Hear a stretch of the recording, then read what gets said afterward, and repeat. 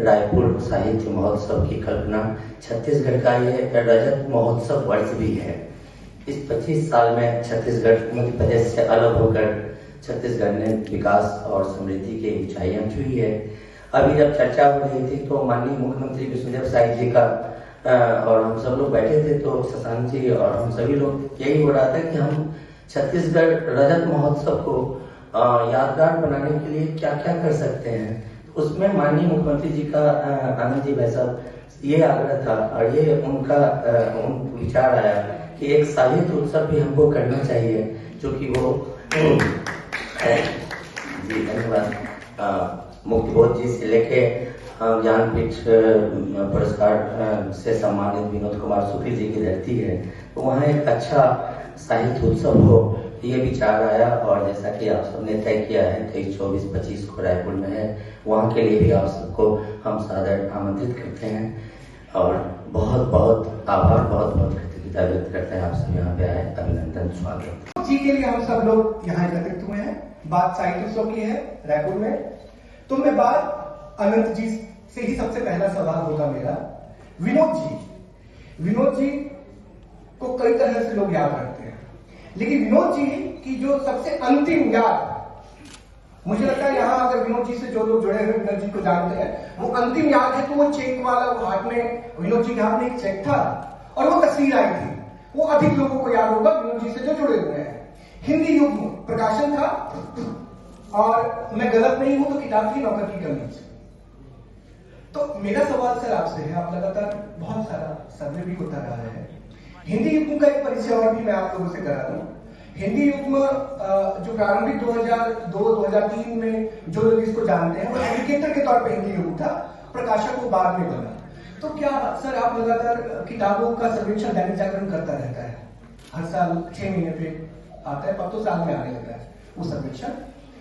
उस सर्वेक्षण में अभी जो नई हिंदी जिसको हम कहने लगे हैं, एक दौर में नई कहानी भी कहते थे, अब नई हिंदी आ गई है, तो नई हिंदी में क्या ये जो रील्स हैं और जो वीडियोस हैं, इसमें जो लोग बहुत अच्छा कर जाते हैं, वैसी किताबों की बिक्री बढ़ी है क्या? विनोद जी के बारे में भी नौकर की कमीज पर कम बात होती है और 90,000 प्रतियां बिकी थी, ऐसा दावा था प्रकाशक का। ज्यादा भी बिकी होंगी, काफी बिकी होंगी, लेकिन ज्यादा चर्चा उस चेक की ज्यादा होती है, नौकर की कमीज के कंटेंट पर कम बात होती है। तो ये किस तरफ हम जा रहे हैं, ये मेरा सवाल है आपसे। बहुत धन्यवाद आशीष जी। और दीवार में खिड़की रहती, धन्यवाद सर, धन्यवाद। दीवार में खिड़की रहती थी ना, दोनों को मिला कर किसी ने बताया, दोनों को मिला कर मिले थे। ओ ठीक, वो बाद में फिर छापी है उन्होंने, ऐसा कुछ। धन्यवाद आशीष जी। आपके परिचय में कुंडलबाज कहा गया तो मुझे उसकी अगली पंक्ति याद आ गई कि इनकी विश्वसनीयता संदिग्ध है, इसलिए मंच से आशीष जी ने जो अपना दायरा खींचा है उस पर बिल्कुल भरोसा मत करिएगा, क्योंकि पहले ही प्रश्न में उन्होंने दायरा तोड़ा। एक बात जो आपने कही उस पर मैं थोड़ा, चूंकि मैं आयोजन समिति से जुड़ा हुआ हूं, मतलब सलाहकार हूं, ये फेस्टिवल विनोद जी की याद में नहीं हो रहा। विनोद जी की स्मृति में हमें आउटरीच कार्यक्रम में दिल्ली आना था, लेकिन दुर्भाग्य से विनोद कुमार शुक्ल जी हमारे बीच नहीं रहे। और जैसा कि शशांक जी ने बताया कि विनोद कुमार शुक्ल जी को बहुत महत्वपूर्ण स्थान रायपुर साहित्य उत्सव में मिलना था, तो फिर ये निश्चय हुआ कि विनोद जी की स्मृति में भी एक सत्र किया जाए, उनको श्रद्धांजलि अर्पित करते हुए ये किया जाए। आज आपके प्रश्न पे आऊं, इसके पहले 2-3 जो मुझ पर प्रश्न पूछे गए हैं, दागे गए हैं, यहां भी लोग बैठे थे, उन्होंने कहा कि भाजपाई सरकार के रहते हुए विनोद कुमार शुक्ल पर कार्यक्रम क्यों? विनोद कुमार शुक्ल जी तो निरंतर भाजपा के विरोध में रहे, उन्होंने वामपंथ की राह पकड़ी, उन्होंने मुक्तिबोध को और क्या कहते हैं हरिशंकर परसाई को अपना गुरु माना और कहा लिखने की तमीज वहीं से आई है। तो मुझे लगता है कि लेखक जब बड़ा हो जाता है और कोई पार्टी जब सत्ता में आ जाती है तो उसको समावेशी होना चाहिए, और इसका बहुत अच्छा उदाहरण प्रस्तुत किया मैं विनोद कुमार शुक्ल जी को फॉलो कर रहा हूं। आपको चेक की बात याद है ना, क्योंकि वो एक घटना की तरह साहित्य में प्रस्तुत किया गया कि चेक की बात है। लेकिन उससे भी बड़ी घटना उसके 3-4 दिन बाद घटित हुई, जब प्रधानमंत्री नरेंद्र मोदी ने विनोद कुमार शुक्ल के पुत्र शाश्वत को फोन करके कहा कि अस्पताल में कैसे हो, क्या हालचाल है, किसी प्रकार की सहायता की जरूरत होगी तो पूरा भारत सरकार आपके साथ है। उसके पहले छत्तीसगढ़ शासन के जो मुख्यमंत्री है विष्णुदेव साय जी, वो निरंतर संपर्क में थे। उस कार्यक्रम में भी रमन सिंह गए थे, जहां उनको वो 80 लाख विनोद जी के लिए, वो मुझे बहुत अश्लील तस्वीर लगी जो तस्वीर आई थी कि विनोद जी के व्यक्तित्व को, उनके लेखकीय व्यक्तित्व को 80 लाख की चेक के पीछे एक मार्केटिंग गिमिक हो सकता है ना। मुझे कोई उस पर आपत्ति नहीं है, लेकिन जो लोग मजाक उड़ाते हैं ना, सबका साथ, सबका विकास, सबका विश्वास और सबका प्रयास का, ये विनोद कुमार शुक्ल की तस्वीर उसका जीता जागता उदाहरण है। एक तस्वीर और आई, आपने हाल के दिनों में किसी मुख्यमंत्री को, किसी साहित्यकार को कंधा देते हुए देखा है? उनकी शव यात्रा में शामिल होते हुए नहीं देखा होगा। कंधा देते थे दूर की बात, बहुत होता है तो जाते वो गोल वाला रीत लेके और उनको श्रद्धांजलि देके चले जाते हैं। लेकिन छत्तीसगढ़ के मुख्यमंत्री की इसलिए सराहना करनी चाहिए कि उन्होंने विनोद कुमार शुक्ल को कंधा दिया, ये जानते हुए कि वो उनके विचारधारा के विरोध भी थे।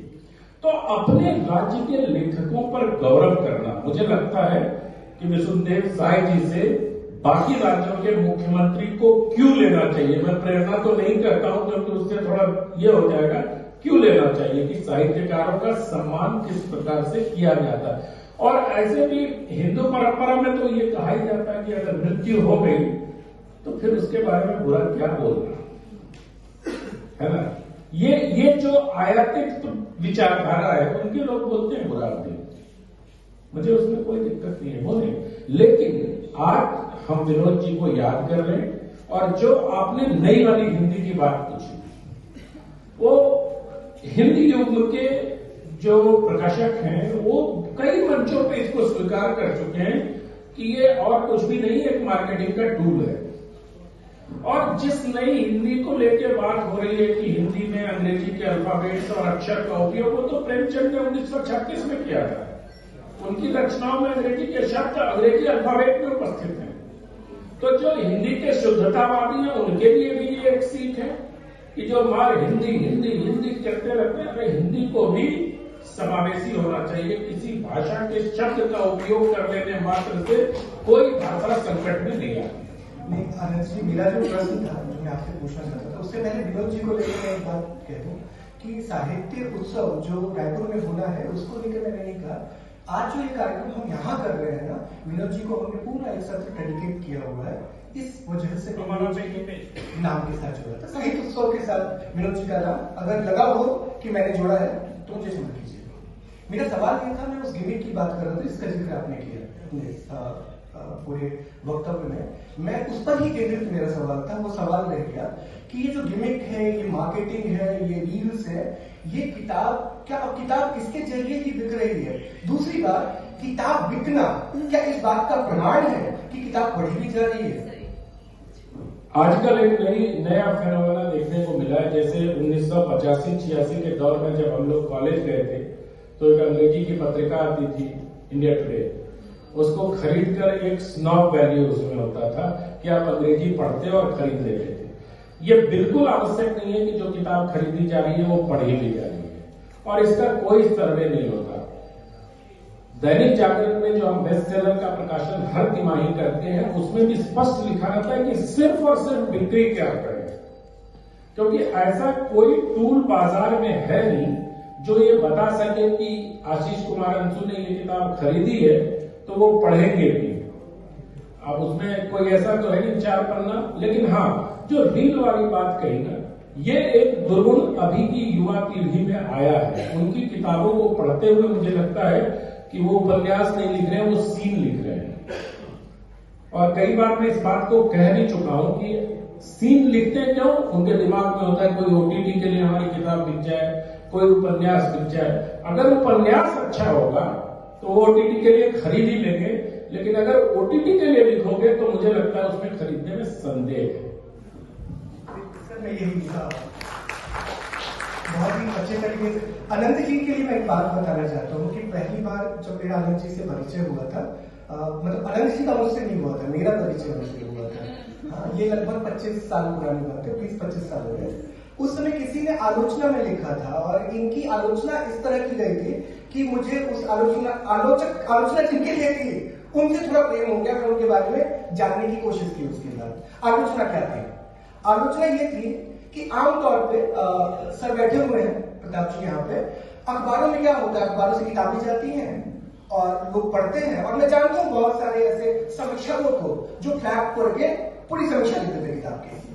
अनंत जी के लिए आलोचना ये थी कि अनंत जी बाजार से किताब खरीदते हैं, पढ़ते हैं और फिर समीक्षा लिखते हैं। मैंने कहा इसमें आलोचना वाली क्या बात है? ये तो बहुत अच्छी बात है कि व्यक्ति खुद किताब खरीद रहा है, हम तो खुद कहते खरीद के पढ़िए।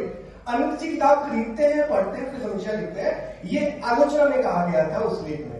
फिर मैंने सर को फिर पढ़ना शुरू किया और जैसा सोचा था वैसा ही पाया उनको, उनके लेखन में, उनके वक्तव्य में। प्रताप सर 2004 में मेरी एक किताब छपी थी, उसकी 34 समीक्षा छपी। हाँ, 34 समीक्षा छपी, ठीक है जी। और जो पहली समीक्षा छपी, बाकी 33 उसी लाइन पर थी। लेकिन हाँ, वो जो समीक्षाएं सर लिख रहे थे उसकी किताब आ गई है बाजार। तो अब मैं प्रताप सर की तरफ बढ़ना चाहता हूँ। प्रताप सर से मेरा परिचय बहुत पुराना है, इनका मुझसे नहीं है, मेरा है। हाँ, ये भी लगभग 20 साल पुरानी बात है। इनके एक मित्र थे प्रेम सिंह, बांदा में, उन्होंने 2-3 बार मेरी इनसे बात कराई है अभी भी मित्र। मुझे सर अभी किसी भी पता नहीं किसी मैंने देखा। तो बांदा में प्रेम जी ने कई बार मेरी बात कराई फोन पे सर से, और खैर ये बहुत पुरानी बात हुई है, 20 साल पुरानी। उन दिनों रोज वो 3-4 बार बात हो जाती थी। आज मुझे नहीं पता कितनी बार बात हो पाती है आपकी व्यवस्था के बीच।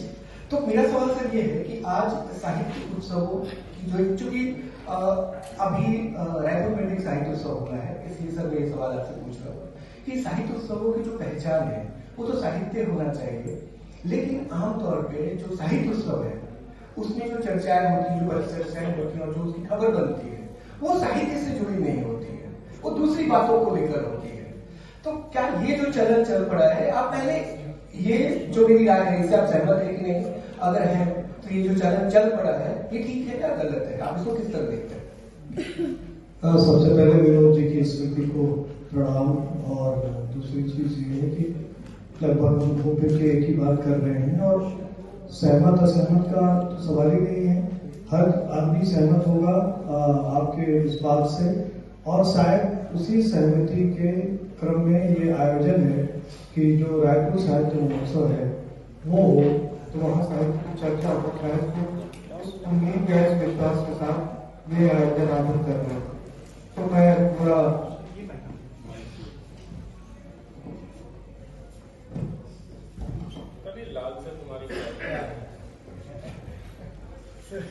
तो मैं उसमें बाकायदा मैं भी उम्मीद करता हूँ कि जो रायपुर साहित्य महोत्सव होगा उसमें साहित्य की चर्चा होगी। दरअसल जो साहित्य उत्सव है, कई सारे साहित्य उत्सवों का मैं भी एक साल सलाहकार रहा हूँ, अगले साल मुझे निकाल देते हैं तो अगले साल नहीं बुलाते हैं।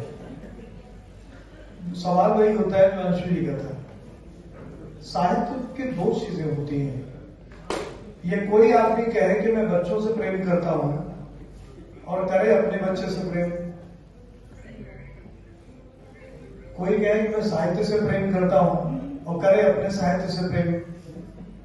तो जो अपने साहित्य से प्रेम करता है वो फिर बात वही बिगड़ने लगती है कि चाहे आयोजन समिति के लोग हों, चाहे जो बड़े लेखक हों, तो एक उसका मकड़ जाल होता है इन आयोजनों में, और उससे काफी चीजें प्रभावित होती हैं। आयोजन के सत्र, आयोजन के जो 3-4 सभागार होते हैं छोटे बड़े, वहां तक। दूसरी चीज जो आयोजन समिति होती है, मैं कई सारे बड़े फेस्टिवल्स में जो देश के नामी उत्सव हैं, वो क्या होता है कि जो लेखक है, जो जेन्युइन लेखक है, वो आ रहे हैं, जा रहे हैं, उनका कोई पूछताछ नहीं रह जाती। और जो चाहे सेलेब टाइप के पॉलिटिशियन हैं या जो सेलेब लेखक हैं, उनके पीछे पीछे पूरी एक कमेटी दौड़ने लगती है, सब लोग उनके पीछे पीछे। तो आप अचानक देखते हैं कि एक दो दिन के भीतर, एक दो सत्र के भीतर कि पूरी गाड़ी, शुरुआत उद्घाटन सत्र तक तो बहुत अच्छा हो जाता है, लेकिन आगे चल के चीजें पटरी से उतरने लगती हैं, चीजें होने लगती हैं। तो यहाँ पे आयोजन समिति की जिम्मेदारी बनती है, जो लेखक है उनकी जिम्मेदारी बनती है, होना ये चाहिए। और आप सोचिए, इलाहाबाद में आयोजन होता है, प्रयागराज में आयोजन होता है, वहां भी वही फिल्मों के कलाकार।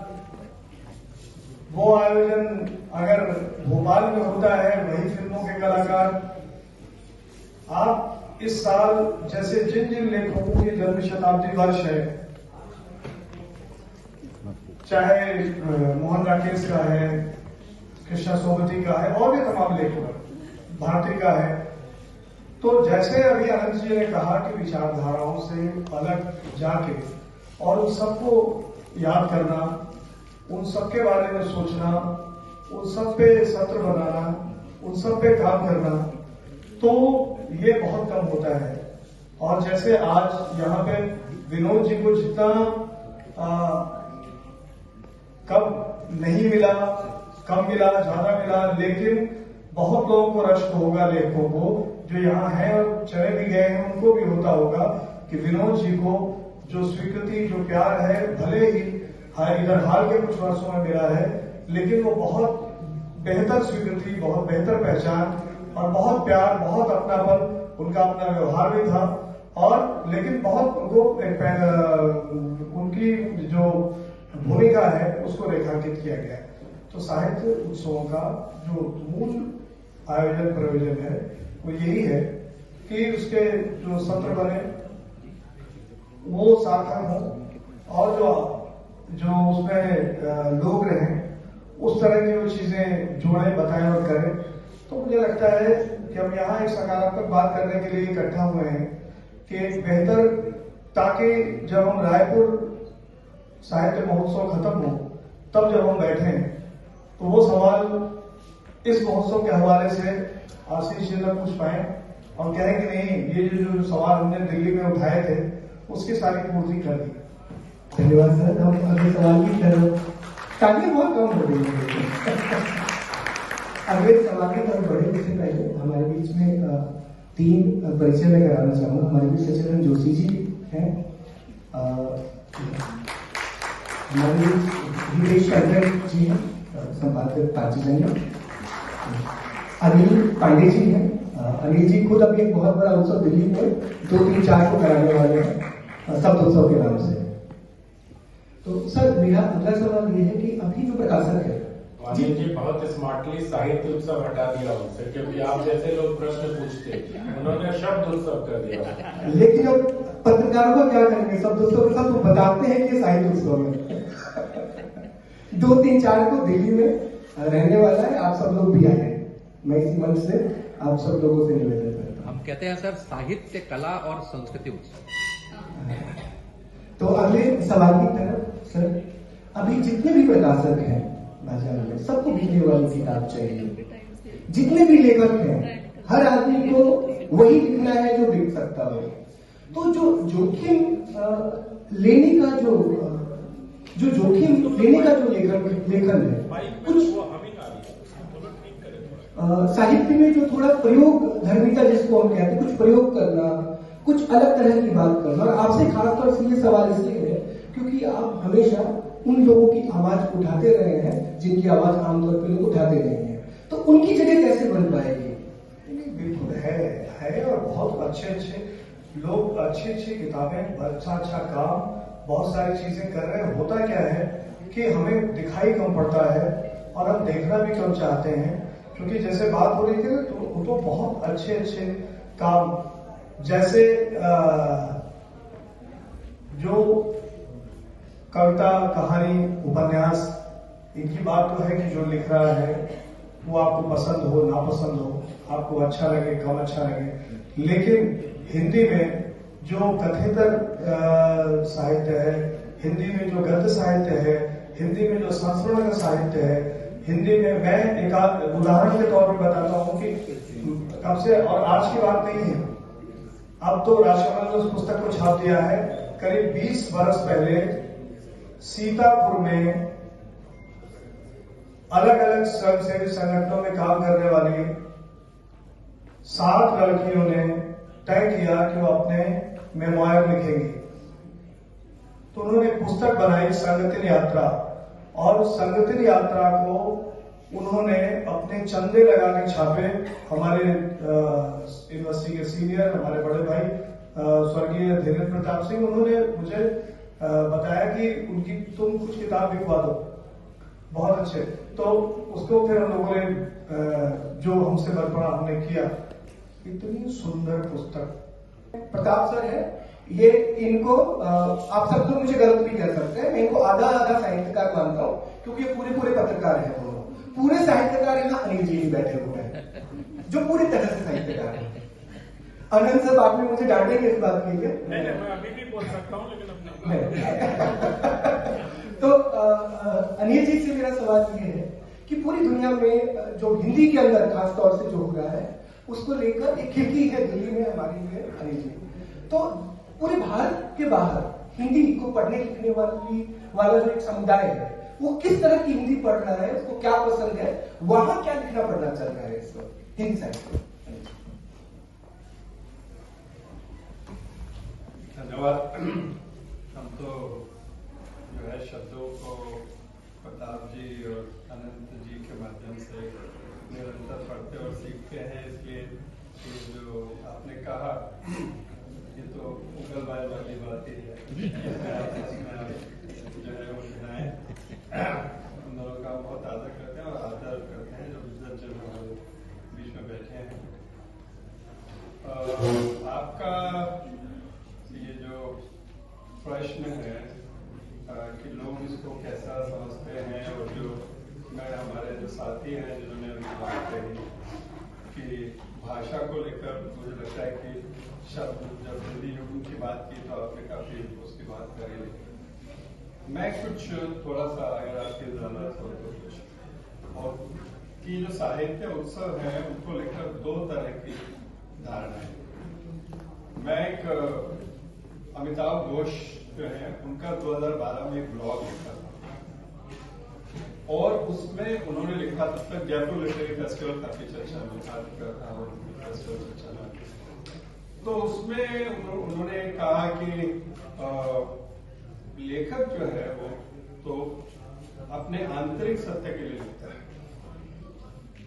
तो वो उस लेख का शीर्षक भी इस फेस्टिवल्स के औचित्य के बारे में, और काफी हद तक लेखक अपना परिचय भी नहीं करना चाहता। वो लोगों से मिलना भी, उसको ऐसा लगता है कि कहीं ना कहीं मेरे लेखन को कलुषित कर रहा है या उसके ऊपर एक दाग। वो और भी बहुत सारी बातें थी, उनका यहाँ पर उल्लेख करना उचित नहीं, परंतु मैं जिन ऐसे लेखकों को, वरिष्ठ लेखकों के निकट रहा या मुझे उनको जानने का अवसर मिला, जैसे 3-4 लोगों का मैं नाम ले सकता हूँ। आदरणीय रामदर्श मिश्र जी, कुंवर नारायण जी, नरेंद्र कोहली जी, बालस्वरूप राही जी, ऐसे लोग जिनसे मेरा निकट का संबंध है। तो मैंने सोचा कि ये कैसे इन उत्सवों को देखें, ये हमको देखना चाहिए। जैसे रामदर्श जी की मुझे एक बात याद है। रामदर्श जी कहते हैं कि जब हम वो कवि सम्मेलन के जो कवि हैं और बाकी कवियों में अंतर बता रहे थे, तो कहते हैं कि जो कवि सम्मेलन के कवि हैं वो, उनके ध्यान में एक ऑडियंस रहता है कि कल मुख्यमंत्री को कविता सुनानी है, नेता को सुनानी है, इसको सुनानी है, उसको सुनानी है। लेकिन जो एक कवि लिख रहा होता है वो एक सत्य की अनुभूति करने की कोशिश कर रहा होता है, और ये बहुत बड़ा अंतर है, जिसके कारण से कविताओं के स्तर में बहुत अंतर आ जाता है। हम अक्षर की तरफ से एक अलका जी बैठी है, हम लोग एक अंतर्राष्ट्रीय सम्मेलन करते थे, उसमें 5 या 6 साल कुंवर नारायण जी मुख्य अतिथि रहे उसके समापन समारोह। मैं उनके पास कार्यक्रम के लिए हमेशा उसके लिए मैं जाता था। मैंने 6 बार ये कभी नहीं देखा कि वो आने को उत्सुक। उनकी इच्छा ये थी कि अच्छा है, ठीक है, मतलब हो रहा है तो अच्छी बात है, मैं आ जाऊंगा, मैं ऑडियंस में बैठ जाऊंगा, लेकिन वो केंद्र में रहे, उनसे बातचीत हो, ऐसा उनका कभी मैंने वो देखा नहीं। नरेंद्र कोहली जी को एक लोकार्पण कार्यक्रम में यही कॉन्स्टिट्यूशन क्लब में किसी ने आमंत्रित किया, तो उन्होंने मना कर दिया। मैंने उसका फोन आया मेरे पास कि आपके अच्छे संबंध है, आप एक बार कह दो, मैंने उनको कहा तो वो तैयार हो। बाद में जब वो घर गए तो मैंने उनसे पूछा फोन करके कि कैसा कार्यक्रम था। बोले मेरे दिमाग में तो सुग्रीव घूम रहा था, मैं उस कार्यक्रम में था ही नहीं, वो कार्यक्रम जो है वो मेरे लिए नहीं था। मैं तुमने कहा और लगा कि एक सामाजिक जिम्मेदारी को पूरा करना है तो मैं चला गया। तो मैं सोचता हूं कि लेखक की एक दुनिया है और वो उस दुनिया में ही रहना चाहता है, और उसको लगता है, क्या अमिताभ घोष ने ये भी बात कही कि अभी फेस्टिवल उत्सव, जो उत्सव होता है उत्सव में व्यक्ति उत्सव धर्मिता निभाता है, वो विमर्श की बात नहीं करता, वो विपक्ष की बात नहीं करता, वो सवालों को नहीं उठाता है। तो कुल मिलाकर बहुत सारे प्रश्न इसको लेकर उठते हैं, लेकिन वहीं इसको सकारात्मक रूप से कैसे लिया जा सकता है इसके ऊपर भी हम विचार कर सकते हैं। जैसे अभी नालंदा फेस्टिवल था, हम ये एक नैरेटिव देश में बना रहे हैं कि नालंदा इस देश की कितनी बड़ी देश थी। अगर वो फेस्टिवल होता है, नालंदा पर बात होती है, नालंदा की पुस्तकें उसके सामने आती हैं, नालंदा की पुस्तकें उसके माध्यम से सामने आती है, तो एक बहुत बड़ा विमर्श खड़ा होता है, एक नैरेटिव खड़ा होता है, और वो उसका बहुत बड़ा योगदान है। कल मैं सूरत में था, भारतीय भाषा शिक्षा संस्कृति उत्थान न्यास का कार्यक्रम था, तो वो सूरत टेक्सटाइल्स की बहुत बड़ी वो लगी हुई थी। तो सूरत के उत्पाद जो है उसमें बिक रहे थे।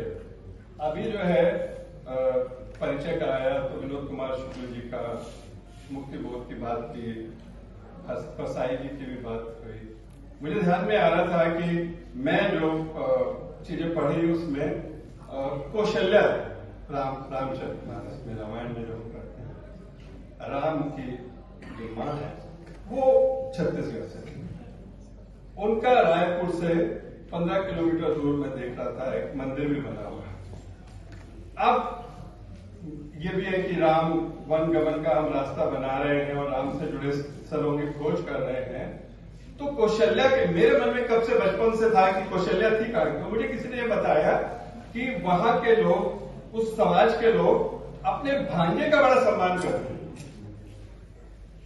और ये सीधा इष्ट था। राम चूंकि उनको ऐसा लगता है कि हमारे भांजे थे, तो एक बहुत बड़ा विमर्श वहां से खड़ा हुआ, जिसको हमको चाहिए कि ऐसे सब लोगों को बताएं कि कौशल्या कहां की थी।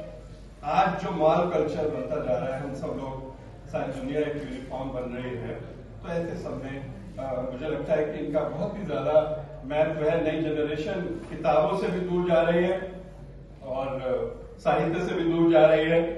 ऐसे में इन साहित्य उत्सवों की भी बहुत ज्यादा उपयोगिता हो सकती है, और मुझे बड़ा अच्छा लग रहा है कि साहित्य सम्मेलन के समाप्त होने के बाद नहीं, साहित्य के सम्मेलन के समाप्त होने के शुरुआत होने से पूर्व हम ये चर्चा कर रहे हैं। अभी शब्दोत्सव कराने वाले हैं हम लोग, जोशी जी के साथ मिलकर 9 से 11 को अंतर्राष्ट्रीय भारतीय भाषा सम्मेलन करवाने वाले हैं, जिसमें से आप में से बहुत सारे लोग भाग लेंगे।